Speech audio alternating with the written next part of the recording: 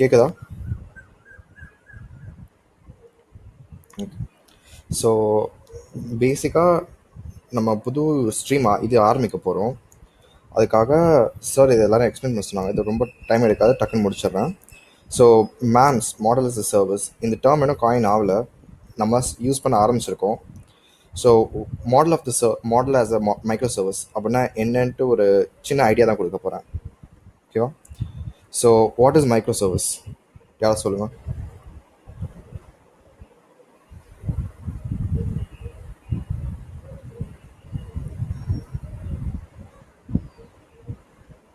Hello?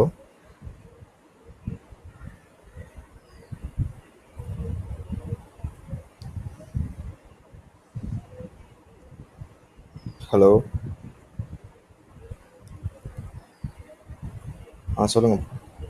கேட்குது. சொல்லுங்கள் sir.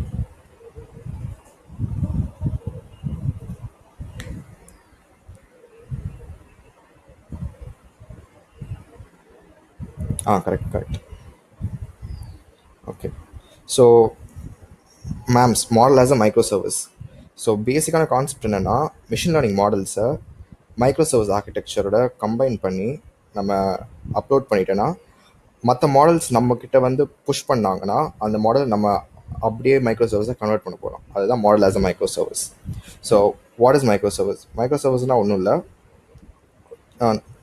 பெரிய அப்ளிகேஷன் எல்லா ப்ரோக்ராம்ஸும் அட் அ டைமில் அட் அ டைமில் ஒரே ப்ரோக்ராமாக ரன் ஆகி ஒரே ப்ராசஸாக ஃப்ரண்ட் அண்ட் பேக் அண்ட் எல்லாமே மோனோலித்திக்காக ஒரே ப்ராசஸாக அவுட்லெட் ஆகாமல் டிஃப்ரெண்ட் ப்ராசஸஸ், குட்டி குட்டி ப்ராசஸஸ், ஒவ்வொன்றுத்துக்கும் ஒவ்வொரு ப்ராசஸஸாக பிரித்து வச்சுக்கலாம்.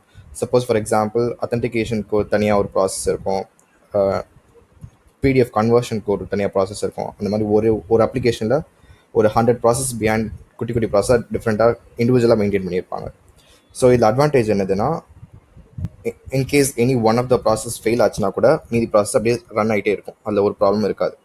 அதான் மைக்ரோ சர்வீஸ்.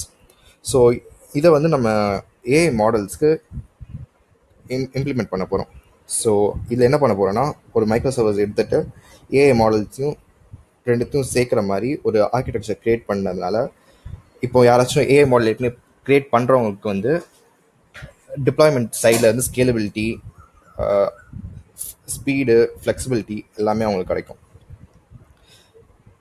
ஸோ ஆனால் இது ஏன் பண்ணணும்? ஒரு 3 பாயிண்ட்ஸ் நான் ஏற்கனவே சொல்லியிருப்பேன். Scalability.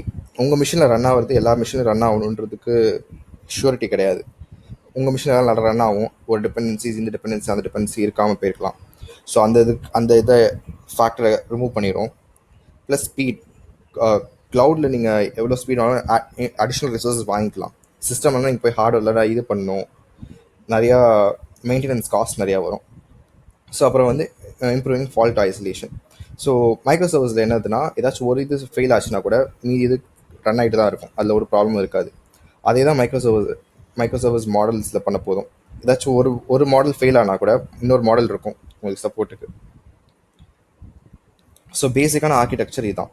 So front and developers வந்து எதை பற்றியுமே இது பண்ண மாட்டாங்க.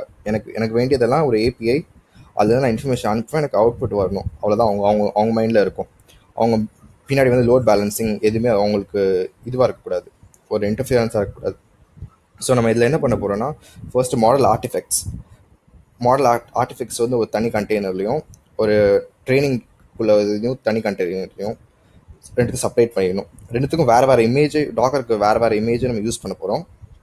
அதுக்கப்புறம் ஒரு டாக்கர் கண்டெய்னரில் மாடல் ட்ரைனிங்குள்ள டேட்டாவை மட்டும் ஒரு கண்டெய்னருக்குள்ளே போட்டுட்டு, அந்த இடத்துல ட்ரெயின் பண்ணுற டேட்டாவோட அவுட்புட்டை இன்னொரு கண்டெய்னருக்கு போர்ட் பண்ணிவிட்டு, அந்த ட்ரெயின் பண்ண டேட்டாவை வச்சு ஒரு ஹெச்டிபி போர்ட்டுக்கு அவுட்லெட்டில் கொடுத்துட்டு, அவுட் சைட்லேருந்து வர இன்ஃபர்மேஷனுக்கு உள்ளே ரன் பண்ணிவிட்டு அதை எக்ஸிட் பண்ணுறதுக்கு ஏபிஐ ரிட்டர்ன் காலுக்கு வந்து அதே ஏபிஐ ரிட்டர்ன் கால் அதே கண்டெய்னரில் நம்ம இது பண்ண போகிறோம். பேசிக்கான ஆர்கிடெக்சர் இதுதான். ஸோ இப்போ நீங்கள் வந்து ஒரு இண்டிவிஜுவல்ஸ் வந்து மாடல்ஸ் நிறைய பேர் க்ரியேட் பண்ணுறாங்க. புதுசாக நிறையா ஏஐ வச்சு நிறையா மாடல்ஸ் வந்திருக்கு. ஸோ அவங்க வந்து இப்போ நான் இதை எப்படி நான் அப்ளிகேஷனில் இருக்குது எப்படி இன்டிகிரேட் பண்ணுறது, நான் எப்படி ஸ்கேல் பண்ணுறது, இதெல்லாம் ஒரு கம்பெனிக்கு போனீங்கன்னா ஒரு 1 மந்த் ஆகும், ஒரு லார்ஜ் டீம் வேணும், டெவலப்பர்ஸ் வேணும், சயின்டிஸ்ட் வேணும், அந்த இன்ஜினியர்ஸ் வேணும், டெவாப்ஸ் இன்ஜினியர்ஸ் வேணும், க்ளவுட் ப்ராக்டிஷனர்ஸ் வேணும். எல்லாருமே இருந்தால் தான் அந்த டிப்ளாய் பண்ணுறது, ஸ்கேல் பண்ணுறது, டியூன் பண்ணுறது, ஆட்டோமேட் பண்ணுறது எல்லாமே அவங்க தான் பார்த்துக்கணும். ஸோ இண்டிவிஜுவலாக நீங்கள் என்ன இந்த ஆப்ஷனுக்கு எதுவுமே இல்லை. ஸோ அதில் தான் மாடல் ஆஸ் மைக்ரோ சர்வீஸ் வருது.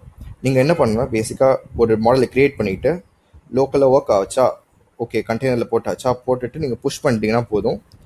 மீதி எல்லாமே ஆட்டோமேட்டிக்காக ஆட்டோ ஸ்கேலிங், ஆட்டோ டியூனிங் எல்லாமே, பைப்லைன் எல்லாமே அதுவே ஆட்டோமேட்டிக் க்ரியேட் ஆகிடும்.